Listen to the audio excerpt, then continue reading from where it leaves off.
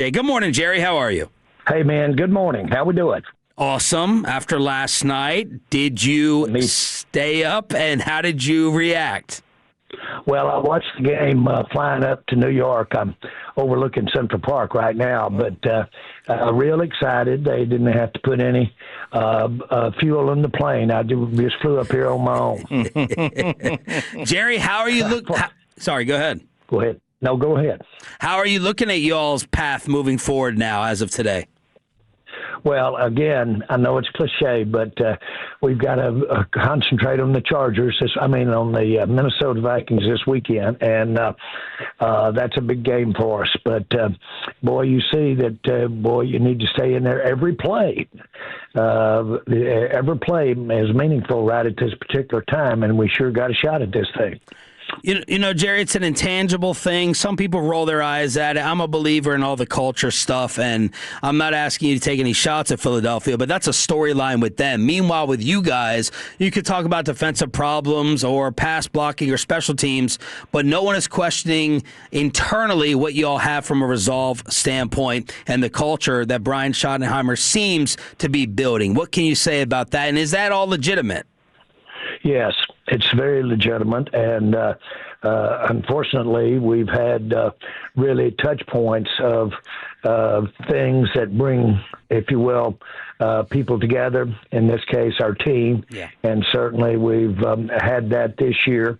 And then we've really, in my mind, have a come together as a team. This group that we've got on the field, that was disappointing the other night defensively, because I thought we would do better. We can do better. But the main thing is that the nature of the game, it's such a fine line out there between these teams. And the emotional aspect of the thing, or if you will, you get on a roll type thing, that's real. And you don't have, and it comes down so close, especially at this time of the year. And we've learned that we need to be physical. We need to have that running game needs to be more effective than it was the other night against the Lions. Because you've got to be able to keep that defense honest, and that does that. Jerry Jones right here on 105.3 The Fan. That was leading into the next question, Jerry, of some of the things that you guys wanted to really hone in on and focus on during this 10-day break. What were some of the other things that you guys wanted to self-scout and examine? Well, I think we've got to look for ways to continue to have a concentration of getting the ball out. Constantly trying to work to get turnovers on defense, and on the other hand, we've got to tighten up on the ball on some different ways that we're just focus on hanging on to that ball. We've got some good players that have turned that ball over a few times, and that can change by just focusing on that. Believe you me, that's where it is. We've got things we're doing well, but we need to be more consistent.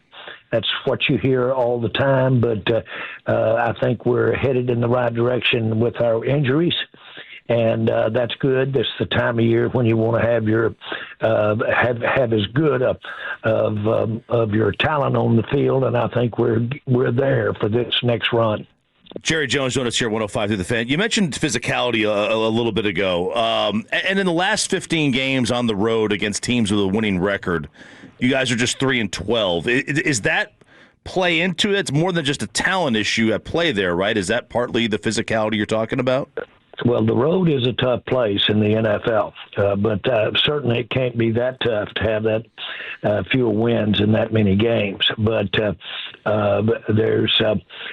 we play with an understanding. We practice with an understanding that those road games come with it some handicaps, and I think you just play better when you've got that crowd behind you. So you have to overcome it. As far as how you address it, I would say that we've got enough things specifically, and this is not a pun, we have enough things that we can correct that are technical things. That's what's got me encouraged. We've got players out there that have done it and have been successful at what we need to improve on. We need to improve on, literally, that's not us. It can't be us, the run game, the way we had it there against Detroit. And so those are things that you look and see some of your technique, what you were doing in the offensive line, how you hold in your blocks, those kinds of things. And you can do that this time of year, and you can get better. Jerry, I want to ask you about Kenneth Murray. Over the weekend and since the game, he's been a pretty big talking point on social media and callers and such. Do you see any change in his role moving forward? Well, we brought in Logan, and I'm sure you'll see more of Logan than you might have seen the other day. That's natural because this is Logan's, fourth game, I think, coming up. But the main thing is that we do have some alternatives there. We can do some things that will give him some better keys. But the big thing is that he's got some good competition there, and that's as much as you can ask for to correct something this time of year. Jerry Jones, right here on 105.3 The Fan. Heard your comments on Friday regarding George Pickens with KNC, and Shoddy said he was going to catch up with George. What did he get out of that conversation, and how do you feel differently, if at all, about George's performance against Detroit today? Well, let me say this. One of the things that you got to appreciate about George Pickens is his intensity for the competition. Now, he is a big-time competitor.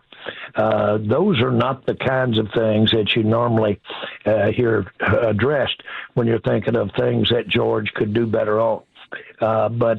Boy, when it comes to competing, when it comes to loving the game, and I emphasize that point right there, loving the game, then I give him A-pluses.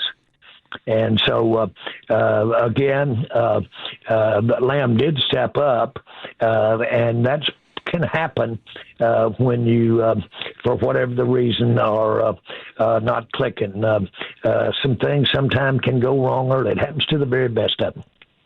Yeah, there seem to be like two separate debates going on about it. George came out and said, hey, bracket coverage, look at the way that they're playing me. I think Shoddy kind of talked about it as well, where others, fans and some analysts, are saying, no, the competition in that game was not up to par and up to standard. Can you touch on either of those, Jerry? Well, I don't look at the same thing they're looking at. I look at what George Pickens has done all year.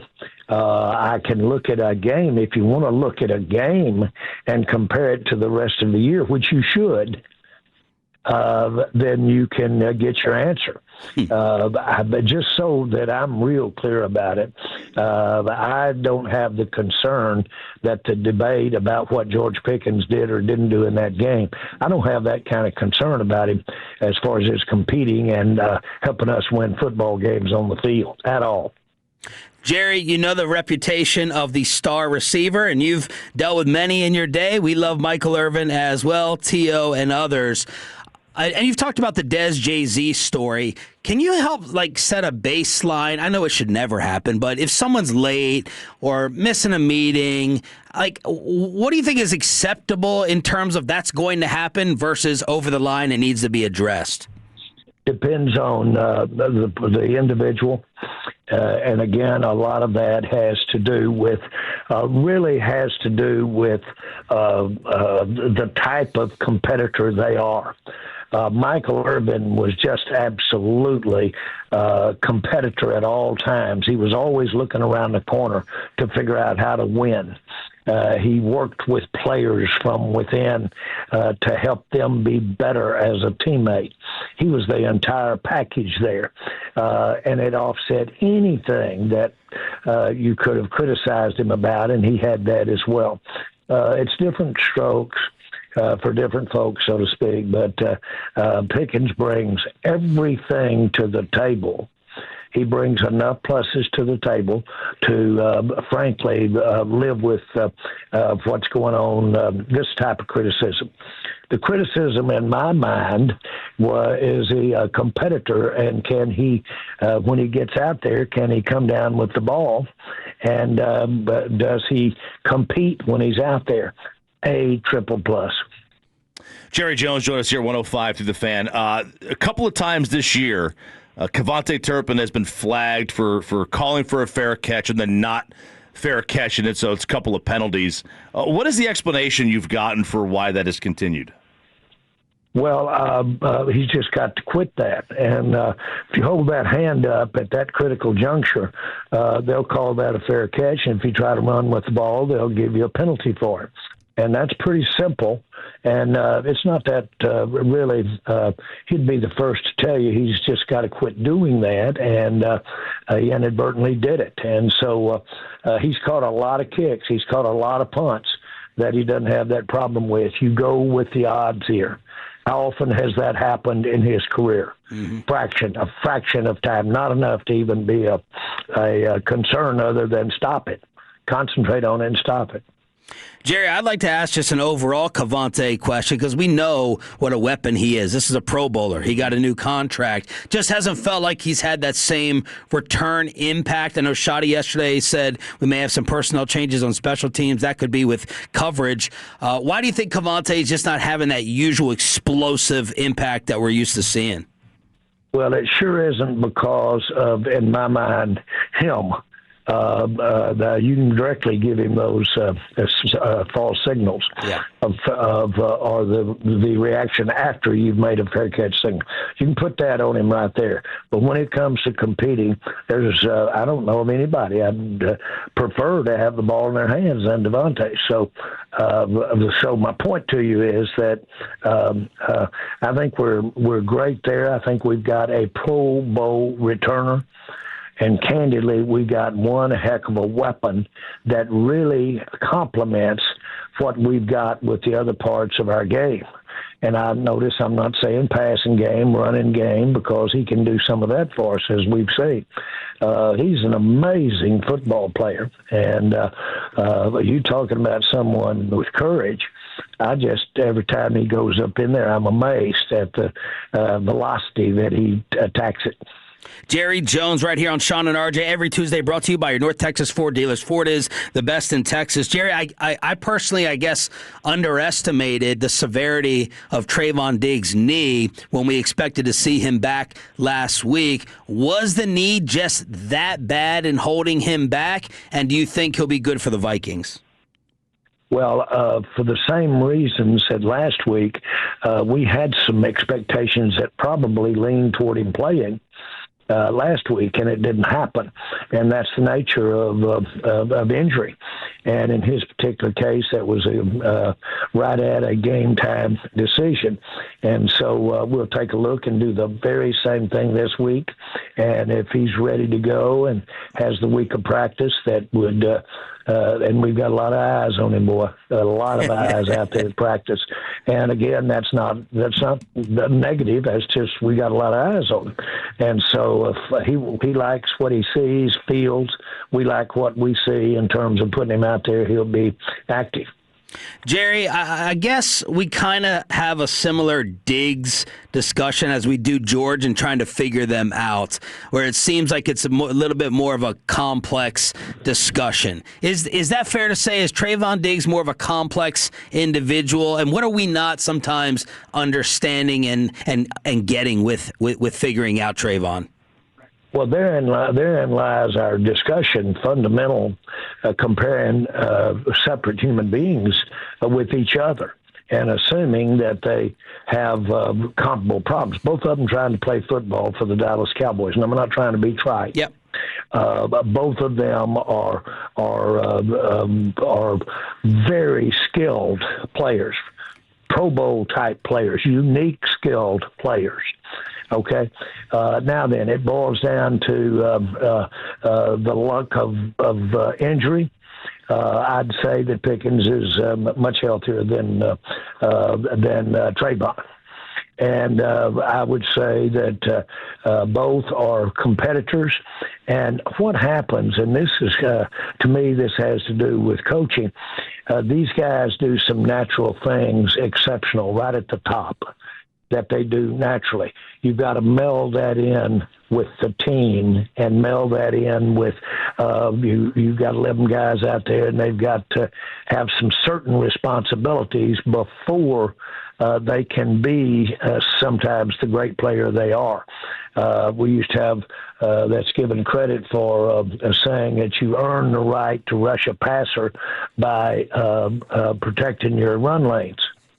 You can't just be a pass rusher. Mm-hmm. And so that's an example of, and there's things like that in every position.